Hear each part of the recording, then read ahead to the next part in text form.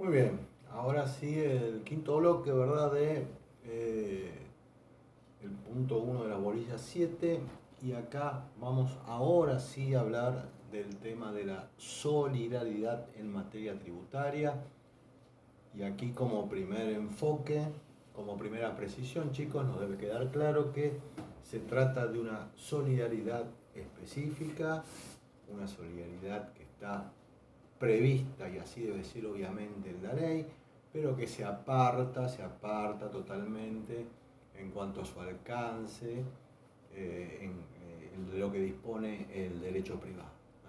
No tengo acá que estar recurriendo a otras figuras que ustedes conocen, como balista, fiador, bueno, vamos, garante en general, digo, sino que debo atenerme a las normas tributarias por este principio de la especialidad que ya hemos mencionado, y aquí el artículo 8 de la ley procedimental es la que prevé específicamente la cuestión.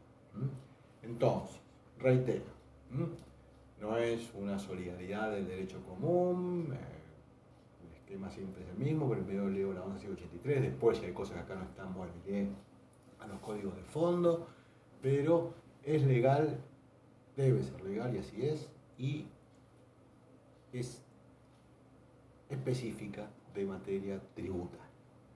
Lo primero que tenemos que decir es que, bueno, hay una responsabilidad personal y solidaria, como dice el artículo, pues tengo que venir a ratificar esto que yo les dije en otros videos, ¿verdad? El tema de la relación jurídica personal que se da entre el sujeto activo Estado y los responsables, digo, es personal y solidaria con los deudores del tributo. Cuando ya me habla de los deudores del tributo, fíjense que ya me está apuntando a otros sujetos que no son el contribuyente, porque el contribuyente es obligado per se, no tengo por qué recurrir a la solidaridad, que es el obligado principal, ¿verdad?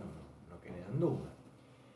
Pero aquí una de las particularidades que ya había sido adelantado, pero ahora es el momento de señalar especialmente, es que específicamente dice que van a responder con sus bienes propios.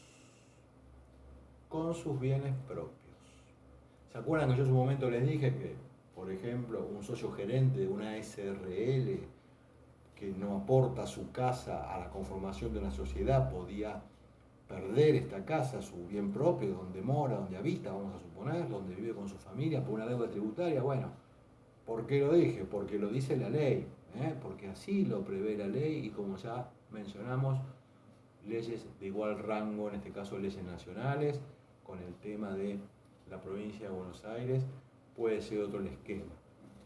Pero aquí, para que quede claro, responsabilidad solidaria personal y que puede incluir sus bienes propios con los deudores del gravamen. Obviamente si no se pagan. Si se pagan, no hay ningún problema en el punto. Ya que ahora recuerdo, aprovecho para mencionarles que en relación con la solidaridad en la provincia de Buenos Aires, la solidaridad que prevé el Código Fiscal de la provincia, que tiene algunas variantes con lo que yo les voy a desarrollar en este bloque, hay un trabajo de doctrina que está en la cátedra virtual, que lo que dice el nombre es Solidaridad Carballar, que es un artículo del señor titular que habla de la solidaridad en general y luego específicamente en provincia de Buenos Aires, artículo que hizo en colaboración con la profesora Florencia Rosomán, ¿verdad? Bueno, me remito entonces, más allá de los libros generales, la parte de provincia, incluso a este trabajo específico del señor titular. Volviendo al ámbito nacional y definido cuál es el alcance de la responsabilidad solidaria, va de suyo, chicos, que empieza la mención y enseguida, como se imaginarán ustedes, quiénes van a ser responsables eventualmente solidarios. Y los responsables por deuda ajena.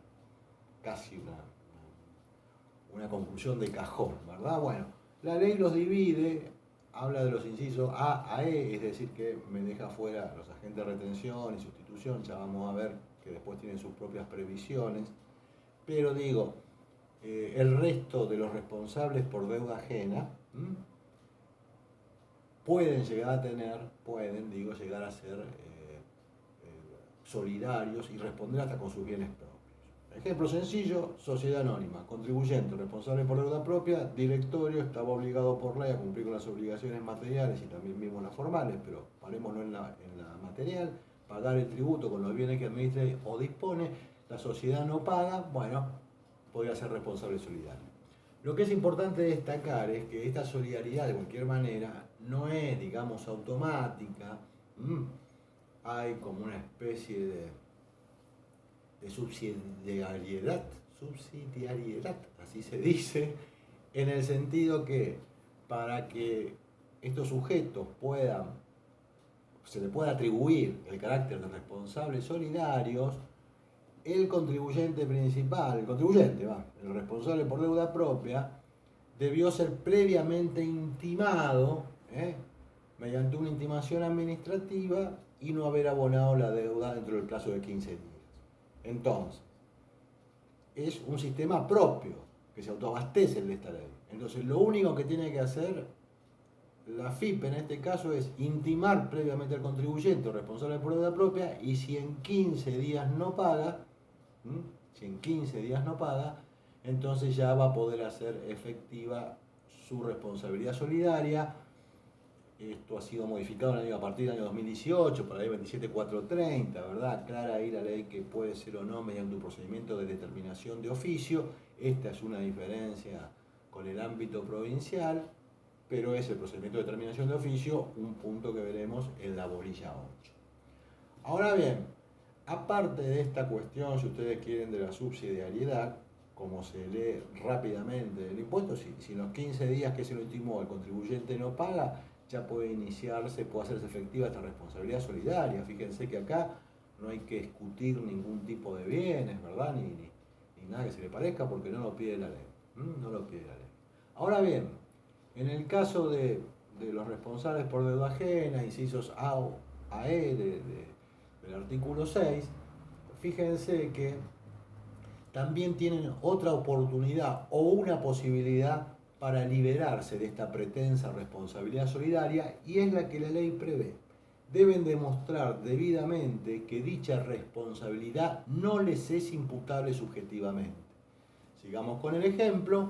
Entonces, una sociedad anónima es responsable por deuda propia o contribuyente, verifica el hecho imponible, responsable por deuda ajena al directorio si no llega a pagar el impuesto.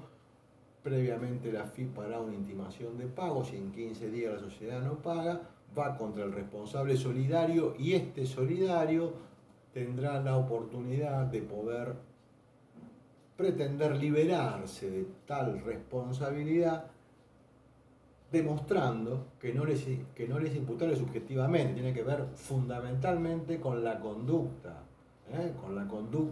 de ese prima facie responsable solidario. Como se imaginarán ustedes, chicos, finalmente esto es una cuestión de prueba. Es una cuestión de prueba. Habrá que no solamente alegar, sino también probar esta falta de imputabilidad subjetiva hacia ese responsable solidario.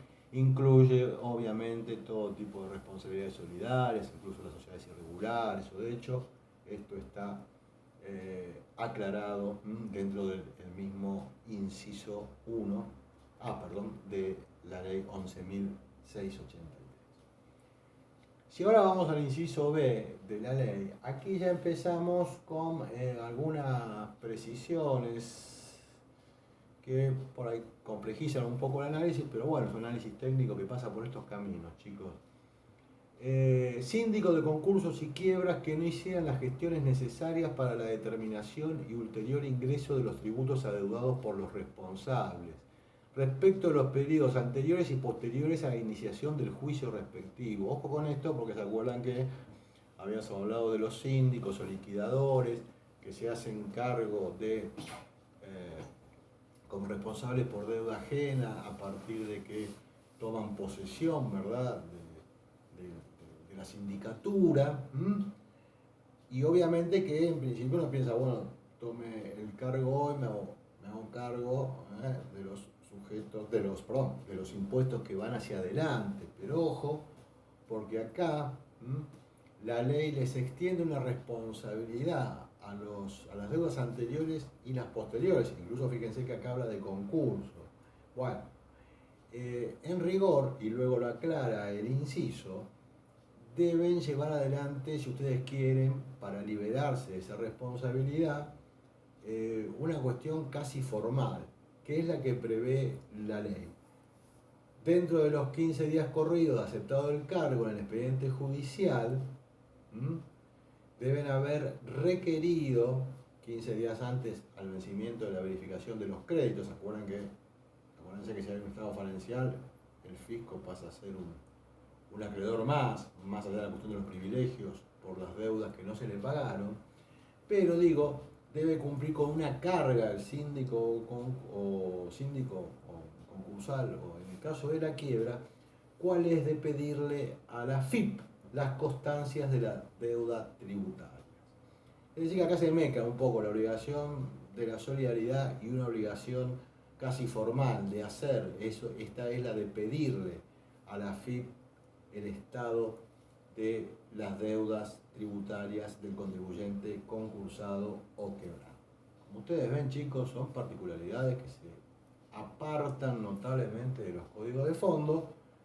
Este inciso creo que con una lectura tranquila alcanza a entenderse claramente, para lo cual, chicos, como ya les dije, libro y ley, más allá de estas pequeñas guías o ayudas que lo intenta darles. Muy bien. Luego continúa la mención de los responsables solidarios, prima facie responsables solidarios, ¿verdad?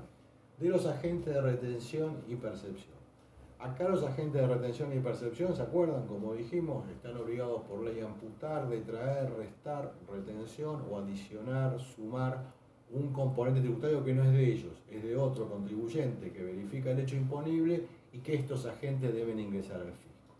Obviamente entonces que la responsabilidad es amplia de estos sujetos y alcanza los dos supuestos.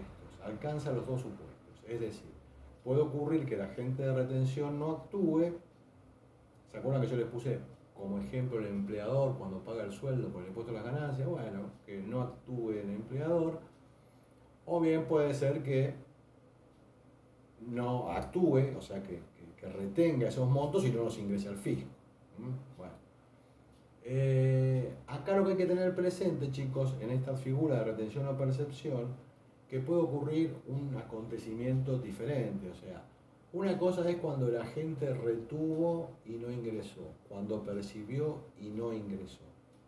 ¿Qué pasa en esos casos, chicos? Se quedó con dinero de otro, obviamente que va a ser responsable solidario el agente por esos montos ingresados. Pero ¿qué puede haber pasado en el camino? Puede haber pasado en el camino que el que haya pagado es el contribuyente.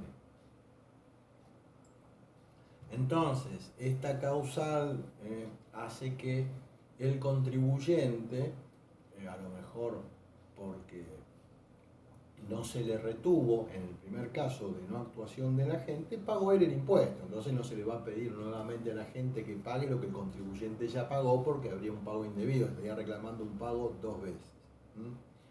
En cambio, cuando el agente de retención o percepción actuó como tal, bueno, el contribuyente virtualmente no va a pagar de vuelta, ¿verdad? Porque ya está con una constancia, con un comprobante, se le detrajo una parte de lo que había que pagarle o se le adicionó un componente tributario.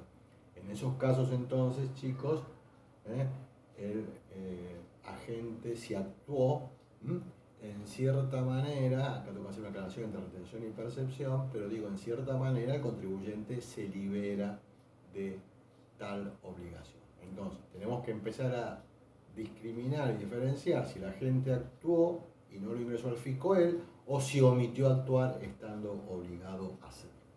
Aquí simplemente decirles que hay una diferencia entre retención y percepción, que es que en el inciso C, cuando habla de agente de retención, le otorga al contribuyente un carácter de responsable solidario. Esto es en los casos en los cuales el agente de retención no actuó. Es decir, el caso que le decía yo, el empleador pagó el salario y no retuvo ganancias. ¿Se liberó el contribuyente de la obligación de pagar el impuesto? No, la sigue teniendo. La liberación en principio se produciría para el contribuyente cuando el agente de retención y percepción actuó y no ingresó, porque ahí ya se le detrajo al contribuyente o se le adicionó el respectivo componente tributario que exige la ley.